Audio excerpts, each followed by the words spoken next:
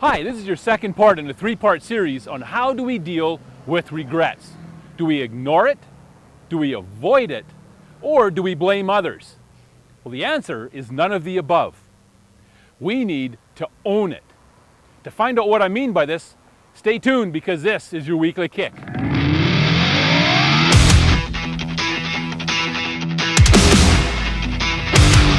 Good morning, this is Todd from Boots on the Ground Coaching. This morning I'm standing outside a provincial correctional center. It's a jail, and I can guarantee that there are going to be a number of people inside this fence who are going to have significant regrets. Every one of us is going to have regrets in life. How do we deal with it? Every one of us will have regrets in our career, in our professions. How do we deal with it? Just over a year ago, I had a conversation with a young guy. He was heading into university for his first year, and he was going into the College of Education. He wants to be a teacher. And knowing a little bit about the future for him as far as being able to get a job when he graduates, I asked him, so what's the job market look like when you finish?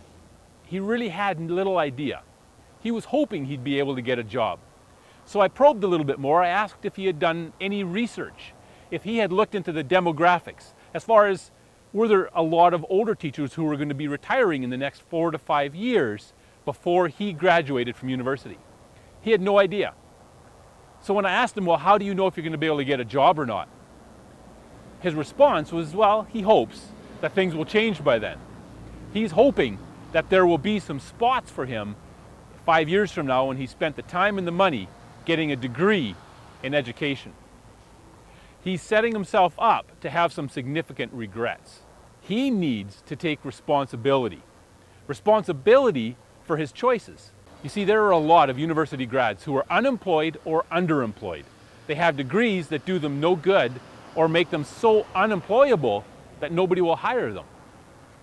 They need to take responsibility for their choices because it was their choice of classes that brought them to this point. It was their choice to go into a specific college that brought them to this point. It's the choices that they made, and the same is true for every one of us. So what we need to do in dealing with regret is to own our regrets. Take responsibility for the role we played in getting ourselves to this spot. I've got another short story for you about someone else who took a very different approach to the regrets that he and his community had. I've been able to get to know somebody over the last several years, and his name is Darcy. He's a leader in a community. And what he did when he and the people who were elected with him came into the position of leadership is they had a meeting with everybody, and here's what they told them. They said, from now on, we're not going to blame anybody else for where we're at. There was very high unemployment in their community and a lot of social issues. And he said, we're not going to blame anybody else. We're going to take responsibility for our situation and for where we want to go. From now on, the people outside of our community are going to be people that we partner with. And in a few short years, these people have changed an entire community. The people of the community owned some of their own mistakes and owned their situation. Some of it was by their own choice and some not by their choice. But they owned where they were and where they wanted to be. They owned the regrets that they were dealing with. And because they owned it, they could change their situation. Because they stopped blaming somebody else, they could change their situation. Today, the trend seems to be that we claim to be victims of somebody else.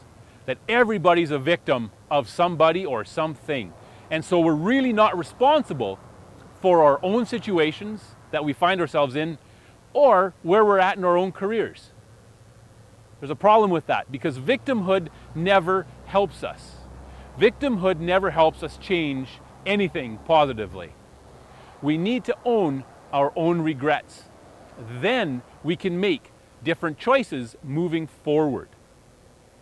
Stop using our time to come up with excuses and start using it instead to come up with new approaches and better solutions to the problems and to the challenges that we're facing. Next week, we're dealing with the final part in how do we deal with regrets. I'm looking forward to seeing you then for your weekly kick.